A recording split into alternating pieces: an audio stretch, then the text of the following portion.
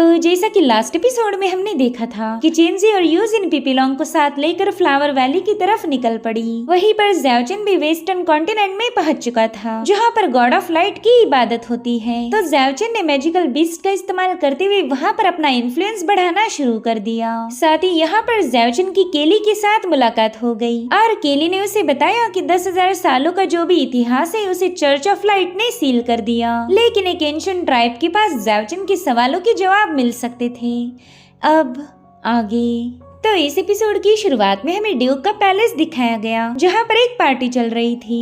ये वही पार्टी है जिसका केली ने ज़ाओचिन के पास जिक्र किया था। यहाँ से ज़ाओचिन की इन्वेस्टिगेशन में थोड़ी सी मदद मिल सकती थी। साथ ही हम ड्यूक को भी देख पाते, जो कि काफी ज्यादा अय्याश था। दरअसल ये एक एल्फ है और एल्फ काफी ज्यादा प्राउड थे। एल्फ तो जन्म से ही मैजिशियन होते हैं और इनका लाइफ स्पैन है 500 सालों से ऊपर। वेस्टर्न कॉन्टिनेंट में इन्हें काफी ज्यादा पावरफुल रेस के नाम से जाना जाता। और उतने में उस हाल में केली और ज़ाओचिन की एंट्री हो गई। केली आते साथ ही वहाँ मौजूद हर एक खूबसूरत लड़की की तारीफें करने लगा। वो कह रहा था कि एक लंबे अरसे के बाद मैं आप लोगों से मिल पा रहा हूँ और यकीन मानो आप पहले से भी ज्यादा खूबसूरत बन गई। आपके चेहरे का नूर चांद को भी पीछे छोड़ दे। केली की यही तो खास बात थी, वो तारीफें करने में माहिर है और इसी वजह से वेस्टर्न कॉन्टिनेंट की लड़कियां उसकी दीवानी थी। उन्होंने तो ज़ाओचिन को साइड में पुश करते हुए सीधे जाकर केली को घेर लिया। ये सब देखकर तो ज़ाओचिन के भी होश उड़ गए, क्योंकि उसके ईस्टर्न कॉन्टिनेंट में कभी भी उसके साथ ऐसा बर्ताव नहीं हुआ। इनफैक्ट ईस्टर्न कॉन्टिनेंट की लड़कियां तो उसकी दीवानी थी, मगर यहाँ पर ज़ाओचिन को किसी ने घास नहीं डाली। वो कहने लगा कि पता नहीं केली इतनी सारी लड़कियों को कैसे हैंडल कर सकता। मैं तो पहले से ही जानता था कि ये बंदा एक नंबर का थरकी होगा। और उतने में डोंग डोंग भी स्टोरेज बैग में से बाहर आ गया। वो तो इस पार्टी की चकाचौंध देखकर ही काफी ज्यादा खुश हो गया था। इधर एक वेटर ने ज़ाओचिन के हाथ में वाइन की प्याली थमा दी थी, मगर ज़ाओचिन उसे पी पाई इससे पहले डोंग डोंग ने उसे टेस्ट किया और ये वाइन उसे काफी ज्यादा बढ़िया लगी थी। इसलिए उसने फटाफट से जाकर वेटर की ट्रे से वाइन की प्याली उठा ली। सब डोंग डोंग को वहाँ देख सभी लोग काफी ज्यादा हैरान थे। उन्हें समझ नहीं आ रहा था कि ये कौन सा नन्हा जानवर आया। वो कहते हैं कि शायद ये कोई मैजिकल पेट होगा। ऐसा क्रीचर तो हमने पहली बार देखा है। साथ ही कुछ लड़कियां कहने लगी कि ड्यूक की दावत में तो मैजिकल पेट को लाना अलाउड नहीं। अब तो ड्यूक काफी ज्यादा भड़क जाएगा। और होता भी बिल्कुल वैसे ही। ड्यूक औदिरा शराब के नशे में वहाँ पर पहुंच चुका था। वो कहने लगा कि मेरी इस दावत में जानवरों का आना अलाउड नहीं था, तो बताओ किसने इतनी जुर्रत की जो यहाँ पर एक लोली क्रीचर को लेके आ गया। ज़ाओचिन दिल ही दिल में कहने लगा कि इसके कान तो एकदम पॉइंटेड है, यानी कि जरूर से कोई एल्फ होगा। मगर ये बंदा काफी ज्यादा घमंडी है। और उतने में डोंग डोंग वाइन की घूंट लेते हुए औदिरा से कहने लगा कि कहीं गॉड ऑफ लाइट की रोशनी की वजह से तुम्हारी आंखें अंधी तो नहीं हो गई। तुमने मुझे मामूली सा जानवर बोलने की हिम्मत कैसे दिखाई? जरा अपनी आंखें खोलकर ठीक से देखो, मैं बिल्कुल भी मामूली नहीं। और अगर बात तुम्हारी की जाए तो तुम्हारी इन कानों की वजह से तुम मुझसे भी ज्यादा डरावने लगते। जो सुनते साथ ही औदिरा ने गुस्से में आकर अपना वाइन का ग्लास तोड़ दिया। वो कह रहा था साले नन्हे तोते, तेरी इतनी मजाल कि तुम मेरी ही दावत में आकर मेरा ही अपमान करे। आज तक मुझे किसी ने इस तरह से जलील नहीं किया था, इसलिए मैं औदिरा तुझे ड्यूल के लिए चैलेंज करता हूँ। साथ ही वहाँ आए हुए मेहमान भी डोंग डोंग को बात करता हुआ देखकर काफी ज्यादा हैरान थे। वो कहने लगे कि नन्हा सा तोता तो काफी अच्छे से बोल भी लेता है। हमें तो लगा ही नहीं था कि ऐसा रेयर क्रीचर हमारी फेशा सिटी में मौजूद भी होगा।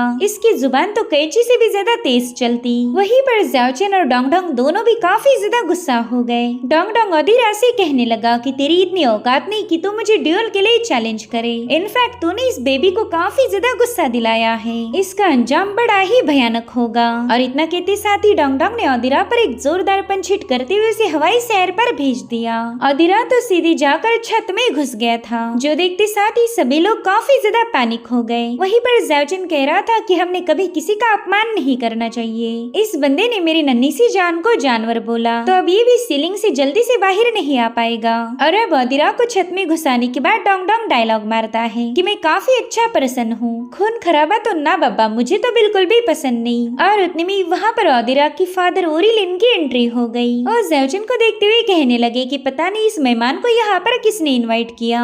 जहाँ तक मैं जानता हूँ हमने तो इसे इनवाइट नहीं किया। साथ ही साथ ज़ाओचिन से कहने लगे कि हमने तुम्हें इनवाइट नहीं किया, तुम यहाँ खुद चले आए और बेवजह ही झगड़े कर रहे हो।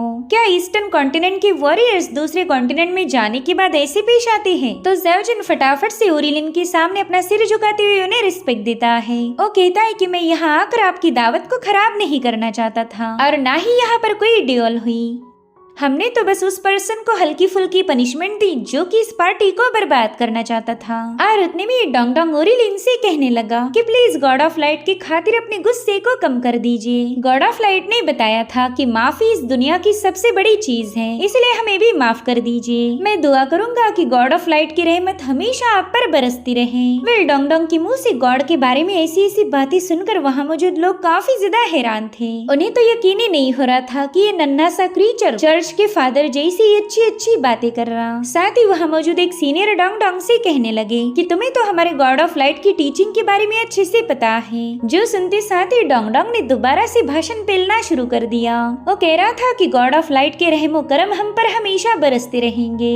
उसकी मर्जी के बिना तो परिंदा भी पर नहीं मारता। गॉड ऑफ लाइट है चरवाहा और हम है उसके भेड़। हमने हमेशा गॉड ऑफ लाइट को प्रेज करना चाहिए। जो सुनते साथ ही चर्च के ऊपर काफी ज्यादा इमोशनल हो गए। वो खुश होते हुए कहने लगे कि praise the God of light. इधर ज़ाओजिन तो दिल ही दिल में काफी ज्यादा खुश हो रहा था। वो कहता है कि ये नन्हा सा डोंगडोंग अब और भी ज्यादा शरारती बन गया। इसके भाषण के सामने तो चर्च का प्रीस्ट भी शर्मा जाएगा। मेरे ख्याल से मैंने यहाँ से जाने से पहले इसे किसी चर्च में छोड़ देना चाहिए। प्रीस्ट का जॉब ही डोंगडोंग के लिए एकदम परफेक्ट होगा। उतने में ये डोंगडोंग बताने लगा कि गॉड ऑफ लाइट की नजरों में इस दुनिया की हर एक लिविंग बीइंग सेम है। उनकी रोशनी उनकी ग्रेस जानवरों पर भी पड़ती है और इंसानों पर भी। मगर फिर भी इस ड्यूक ऑडिरा ने मेरा अपमान किया। गॉड ऑफ लाइट के रूल बुक के हिसाब से इस बंदे ने घमंड का पाप किया है। किसी न किसी दिन ये जहन्नुम की आग में जरूर झुलसेगा। जो सुनते साथ ही ओरिलिन काफी जोर जोर से हंसने लगे। वो कह रही थी अरे वाह, तुम तो हमारे गॉड ऑफ लाइट के बहुत बड़े बिलीवर हो। गॉड ऑफ लाइट के लिए इतनी अटूट श्रद्धा तो हमारे दिल में भी नहीं है जितनी की तुम्हारे दिल में है। जिसके बाद ओरिलिन ज़ाओजिन से पूछने लगे कि क्या मैं अपने इस मेहमान का नाम जान सकता हूँ। तो केली तुरंत ही सामने आकर ओरिलिन को बताने लगा कि अंकल ये है मेरा दोस्त ज़ाओजिन। इसके बारे में मैंने आपको पहले भी बताया था। ये बंदा ईस्टर्न कॉन्टिनेंट का काफी मशहूर टैलेंट है। अब ज़ाओजिन का नाम सुनते ही सभी लोग काफी ज्यादा शॉक हो गए क्योंकि इन्होंने भी ज़ाओजिन के किस्से सुन रखे थे। मगर वो ज़ाओजिन का लुक देखकर थोड़े से कंफ्यूज हो गए। वो कहते हैं कि इस बंदे ने बड़े बड़े कारनामे किए हैं, मगर इसका लुक देखकर ऐसा लगता है कि ये बस कोई ऑर्डिनरी कल्टीवेटर होगा। इसका अपीयरेंस तो बिल्कुल भी किसी फाइटर जैसा नहीं लगता। उतने में एक बंदा कहने लगा कि ज़ाओजिन को कम आंकने की गलती मत करना। ईस्टर्न डोंगचू का ये प्रोटेक्टर है। भले ही फिलहाल ही तुम्हें मामूली लग रहा, लेकिन अगर ये फाइटिंग के मूड पर आ जाए तो तुम्हारी पतलून गीली हो जाएगी। इधर ज़ाओजिन ने ड्यूक ओरिलिन के सामने एक स्पेशल तोहफा पेश किया। वो उन्हें तोहफा देते हुए कहने लगा कि गॉड ऑफ लाइट की रहमत आप पर हमेशा बरसती रहे। वेल गॉड ऑफ लाइट तो उस तोहफे को देखते साथ ही काफी ज्यादा शॉक हो गए। वो कहने लगे कि ये तो बीस्ट किंग की मैजिक क्रिस्टल कोर्स है और वो भी इतनी सारी। जिस पर ज़ाओजिन कहने लगा कि मैंने आपके लिए सेकंड और तीसरे रैंकिंग के मैजिकल बीस्ट की कोर्स को भी प्रिपेयर करके रखा है। दावत खत्म होती साथ ही वो तोहफा भी आपके घर पर पहुंचा दिया जाएगा। जो सुनते साथ ही ड्यूक ओरिलिन काफी ज्यादा खुश हो गए। ज़ाओजिन ने वाकई उन्हें इम्प्रेस कर दिया था। वो कह रहे थे ज़ाओजिन तुमने तो मेरा दिल जीत लिया। आज के बाद तुम इस ओरिलिन के अच्छे दोस्त बन चुके हो। चलो रे जल्दी से कोई मेरे मेहमान को वाइन पिलाओ। अरे अब दोबारा से पार्टी शुरू हो गई। वहीं पर हम डोंगडोंग को देख पाते हैं जो कि एक लड़की की गोद में अपना सिर रख के पड़ा हुआ था।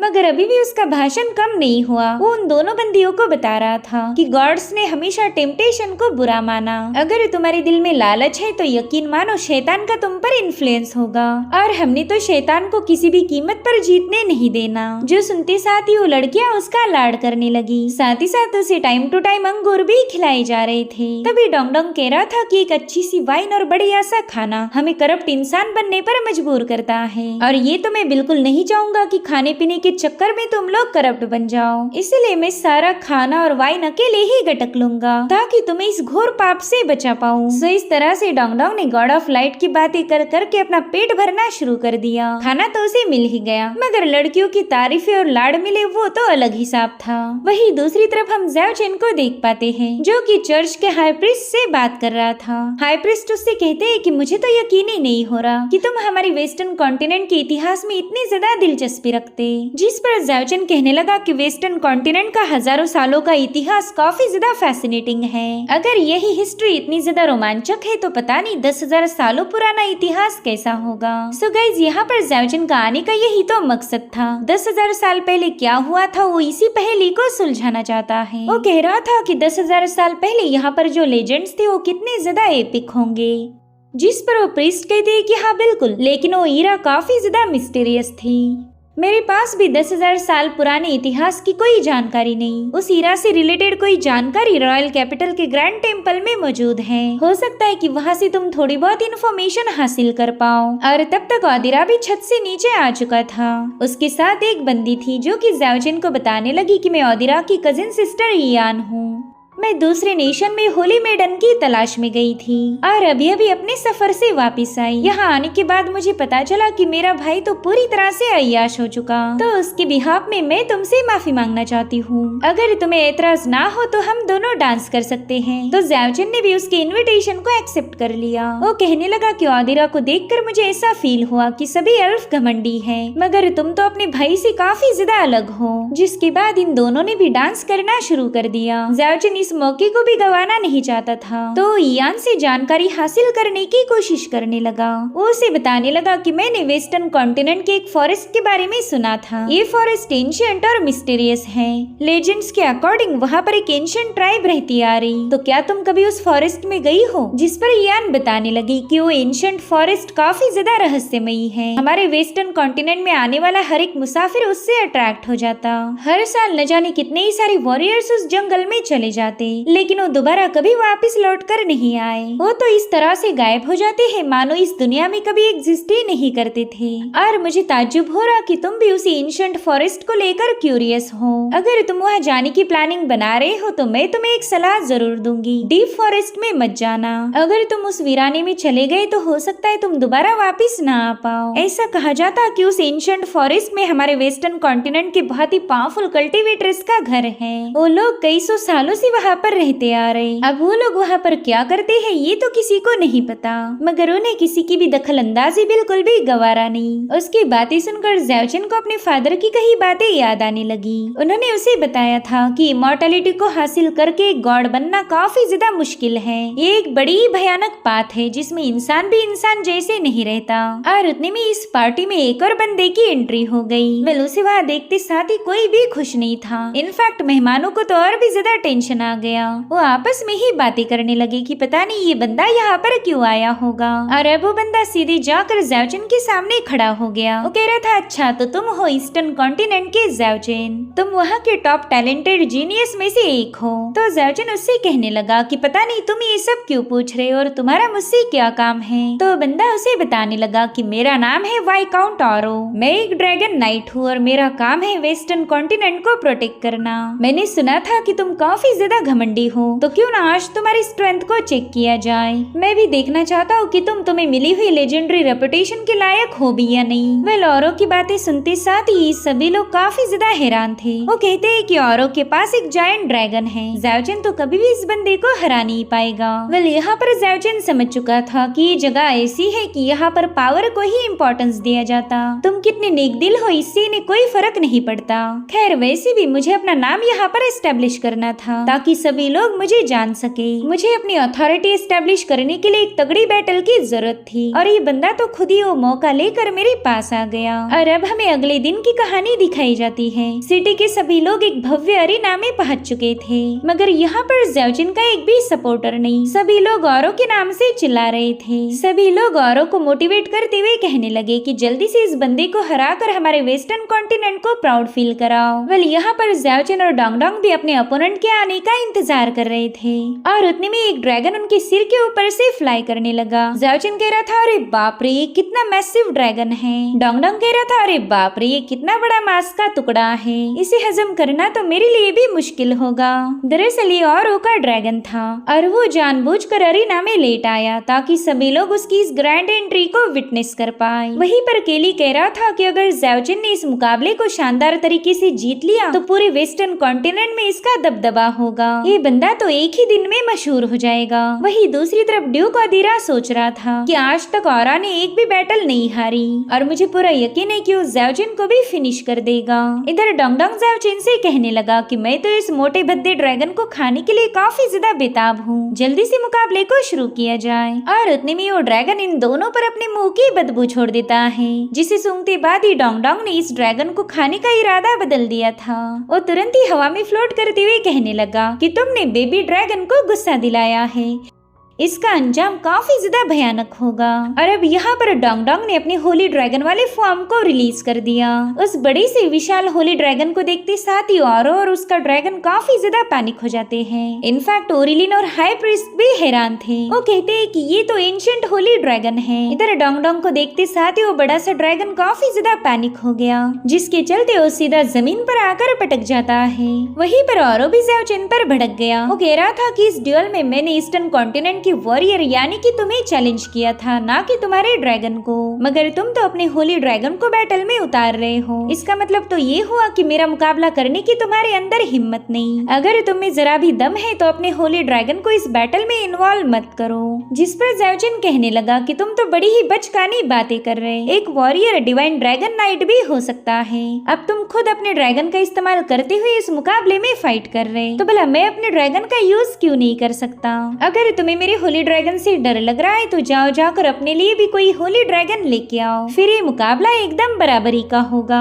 अब ये चीज तो पॉसिबल नहीं थी, जिसके चलते औरो उस पर गुस्सा हो गया। ज़ाओजिन उसे बताने लगा कि मैं हमेशा से एक जनरस और ओपन माइंडेड पर्सन हूँ, मैं कभी किसी के खिलाफ कोई ग्रज नहीं रखता, तो एक वॉरियर होने की वजह से मैं तुम्हारी इस ड्यूल के चैलेंज को एक्सेप्ट कर लेता हूँ। साथ ही साथ वो डोंगडोंग से कहने लगा कि तुम्हारी इंजरीज अभी तक पूरी तरह से रिकवर्ड नहीं हुई, इसलिए तुम्हें इस मुकाबले में इन्वॉल्व होने की कोई जरूरत नहीं। मुझ पर भरोसा करो, मैं इस बंदे को बड़ी आसानी से हरा दूंगा। जो सुनते साथ ही डोंगडोंग उस बड़े से ड्रैगन पर घुर्राने लगा। जो देख उस ड्रैगन ने कुत्ते जैसी आवाजें निकालते हुए तुरंत ही अपनी आंखें बंद कर ली। वो तो डोंगडोंग से काफी ज्यादा डरा हुआ था। और फिर डोंगडोंग पवेलियन में पहुंच गया, जहाँ पर वो फल खाते हुए इस मुकाबले को एंजॉय करेगा। वहीं पर ज़ाओजिन भी बड़े कूल अंदाज में औरों से कहने लगा कि चलो मुझ पर अटैक करो। जो सुनते साथ ही औरों का ड्रैगन हवा में फ्लाई करते हुए फटाफट से ज़ाओजिन पर फायर बॉल रिलीज करने लगा, जिसे ज़ाओजिन यहाँ से वहाँ मूव होते हुए काउंटर कर रहा था।